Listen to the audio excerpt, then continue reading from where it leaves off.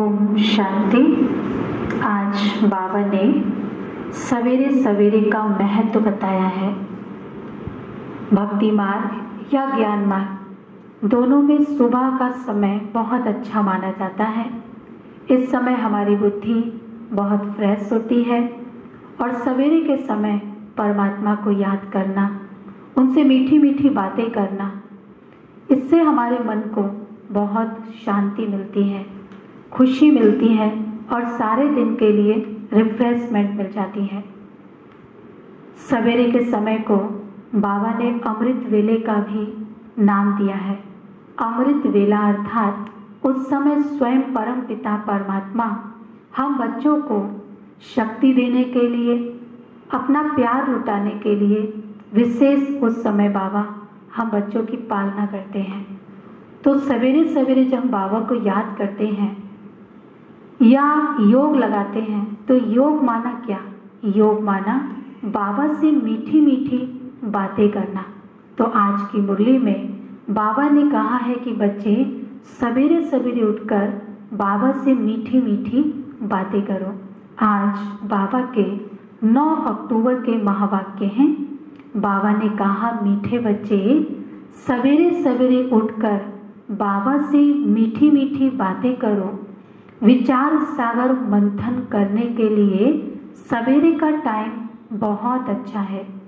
प्रश्न है, भगत भी भगवान को सर्वशक्तिवान कहते हैं और तुम बच्चे भी, लेकिन दोनों में अंतर क्या है?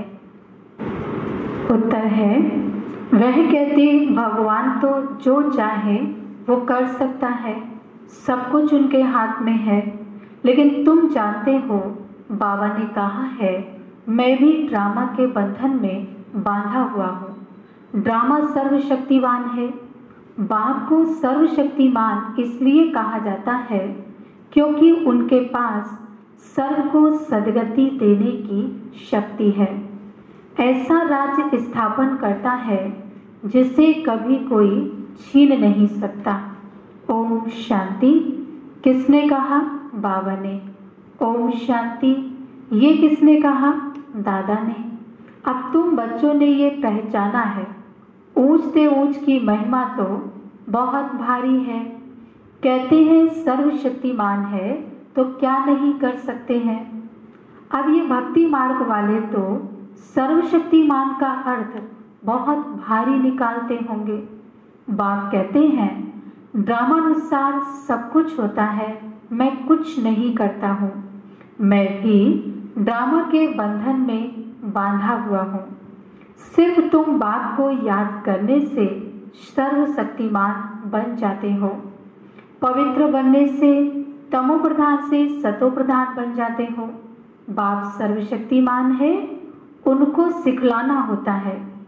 बच्चे मुझे याद करो तो तुम्हारे विकर्म विनाश हो जाएंगे, फिर सर्वशक्तिमान बन विश्व पर राज्य करेंगे। शक्ति नहीं होगी तो राज्य कैसे करेंगे? शक्ति मिलती है योग से, इसलिए भारत का प्राचीन राज्योग गाया हुआ है। तुम बच्चे नंबर बार याद कर और खुशी में आते हो। तुम जानते हो हम आत्माएं बाप को याद करने से विश्व पर राज्य प्राप्त कर सकते हैं। कोई की ताकत नहीं जो छीन सके। ऊंचते ऊंच बाप की महिमा सब करते हैं, परंतु समझते कुछ भी नहीं है। एक भी मनुष्य नहीं जिसको ये मालूम हो कि ये नाटक है। अगर समझते हो कि नाटक है तो शुरू से अंत तक वह याद आना चाहिए, नहीं तो नाटक कहना ही रॉन्ग हो जाता है। कहते भी हैं ये नाटक है, हम पाठ बजाने आए हैं, तो उस नाटक के आदि, मध्य और अंत को जानना चाहिए ना। ये भी कहते हैं हम ऊपर से आते हैं, तब तो वृद्धि होती रहती है ना। सतयुग में तो थोड़े मनुष्य थे, इतनी सब आत्माएं कहाँ से आई ये कोई समझते नहीं कि ये अनादि बना बनाया अविनाशी ड्रामा है। जो आदि से अंत तक रिपीट होता रहता है। तुम बायोस्कोप शुरू से अंत तक देखो, फिर दोबारा रिपीट करके अगर देखेंगे तो चक्र हूबहू रिपीट होता है, जरा भी फर्क नहीं होगा। बाप मीठे मीठे बच्चों को समझाते हैं, कितना मीठा बाप है। बाबा आप कितने मीठे हो। बाबा बस अभी तो हम चलते हैं अपने सुख धाम। अभी ये मालूम पड़ा है कि आत्मा पावन बन जाएगी तो दूध भी वहाँ पावन मिलेगा। श्रेष्ठाचारी माताएं बहुत मीठी होती हैं, समय पर बच्चे को आप ही दूध पिलाती हैं। बच्चे को रोने की दरकार नहीं रहती। ऐसे ऐसे ये भी विचार सागर मंथन करना होता है। सुबह को बाबा से बातें करो तो बहुत मज़ा आएगा। बाबा आप कितनी अच्छी युक्ति बताते हो श्रेष्ठाचारी राज स्थापन करने की। फिर हम श्रेष्ठाचारी माताओं की गोद में जाएंगे। अनेक बार हम ही उस नई सृष्टि में गए हैं।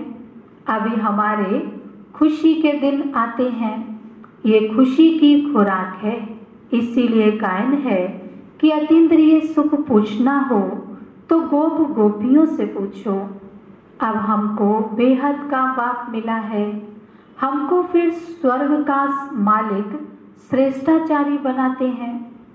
कल्प कल्प हम अपना राज्य भाग्य लेते हैं, हार खाते हैं फिर जीत पाते हैं।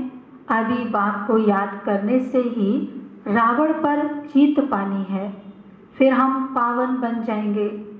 वहाँ लड़ाई दुख आदि का नाम नहीं, कोई खर्चा नहीं होता है।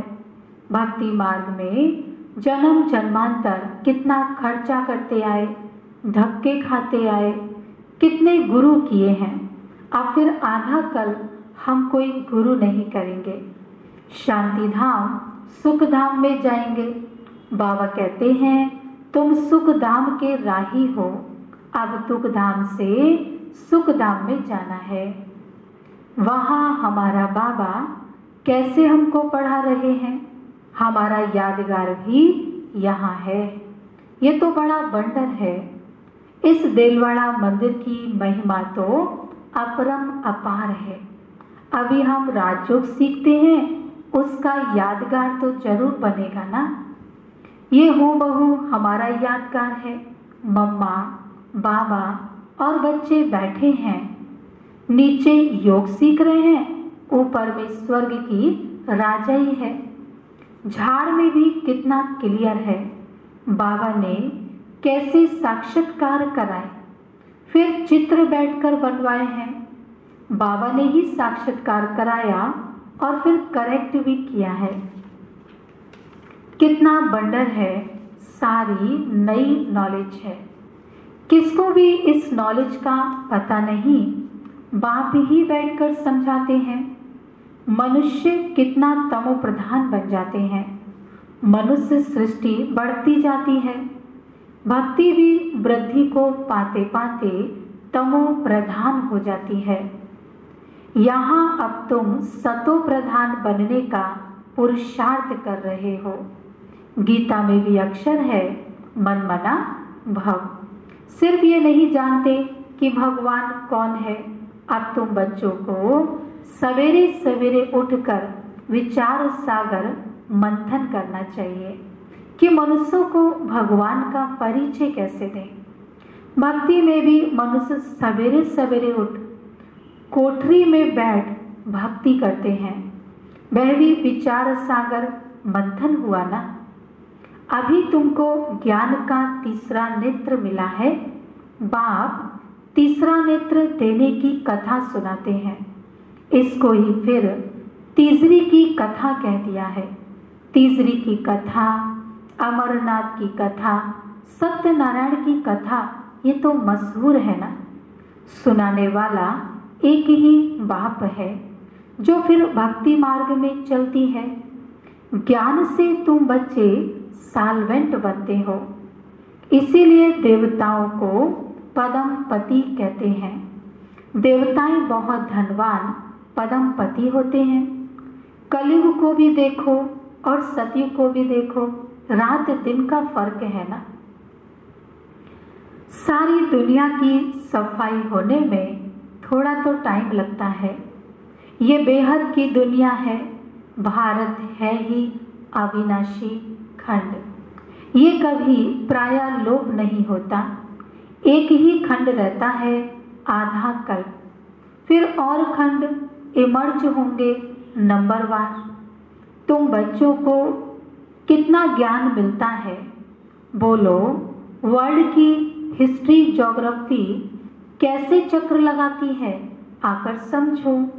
प्राचीन ऋषि मुनियों का कितना मान है, परंतु वह भी सृष्टि के आदि मध्य अंत को नहीं जानते।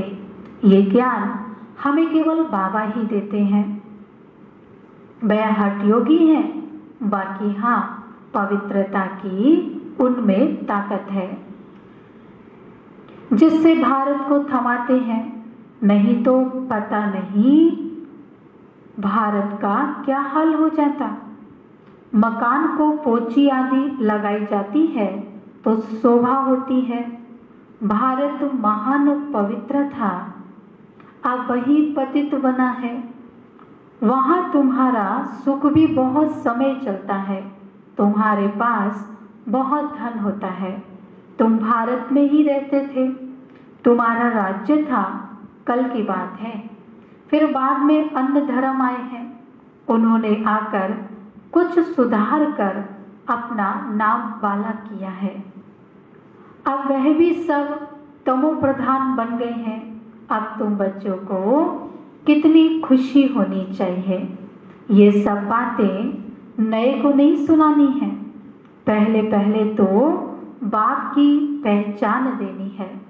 बाप का नाम, रूप, देश, काल जानते हो। ऊंचते ऊंच बाप का पार्ट तो मशहूर होता है। अभी तुम जानते हो वह बाप ही हमको डायरेक्शन दे रहे हैं। तुम फिर से अपनी राजधानी स्थापन कर रहे हो। तुम बच्चे मेरे मददगार हो। तुम पवित्र बनते हो। तुम्हारे लिए पवित्र दुनिया जरूर स्थापन होनी है। तुम ये लिख सकते हो कि पुरानी दुनिया बदल रही है। फिर ये सूर्यवंशी, चंद्रवंशी राज्य होगा, फिर रावण राज्य होगा। चित्रों पर समझाना मीठा लगता है।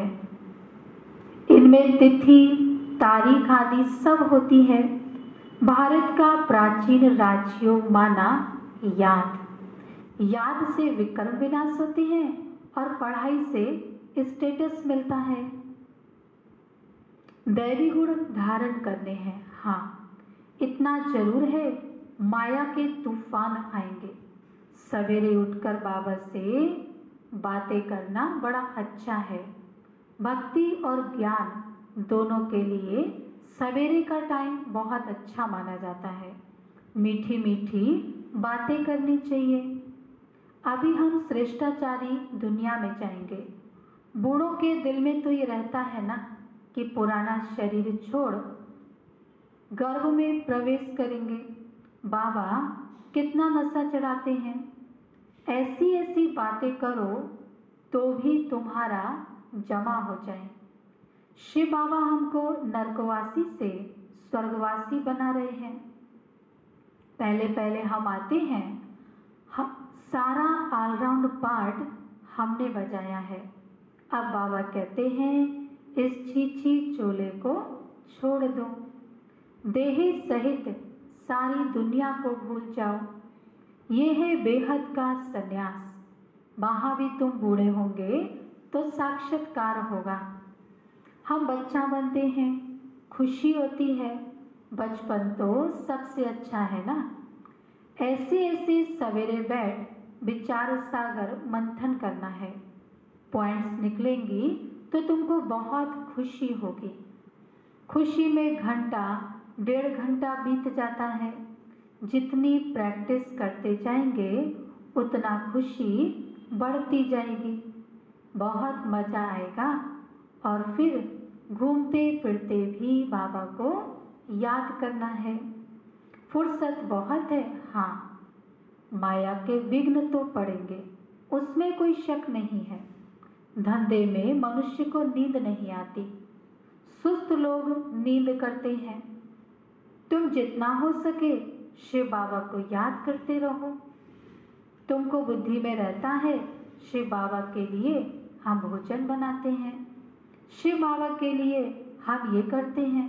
भोजन भी बहुत शुद्धि से बनाना है, ऐसी चीज ना हो जिससे खिटपिट हो जाए।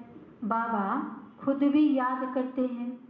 अच्छा, मीठे मीठे सिक्के लदे बच्चों प्रति माता पिता बाप दादा का याद प्यार और गुड मॉर्निंग। रूहानी बाप की रूहानी बच्चों को नमस्ते।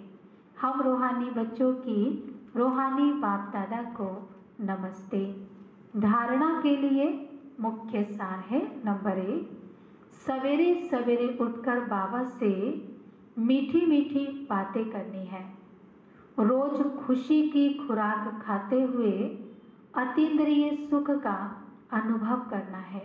नंबर 2, सतयुगी राजधानी स्थापन करने में बाप का पूरा मददगार बनने के लिए पावन बनना है।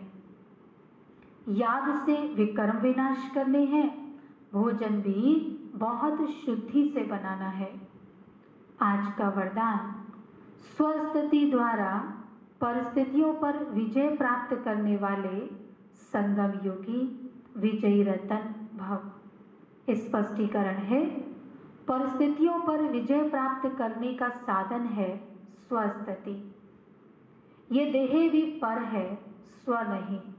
स्वस्थिति व स्वधर्म सदा सुख का अनुभव कराता है और प्रकृति धर्म अर्थात पर धर्म या देह की स्मृति किसी न किसी प्रकार के दुख का अनुभव कराती है।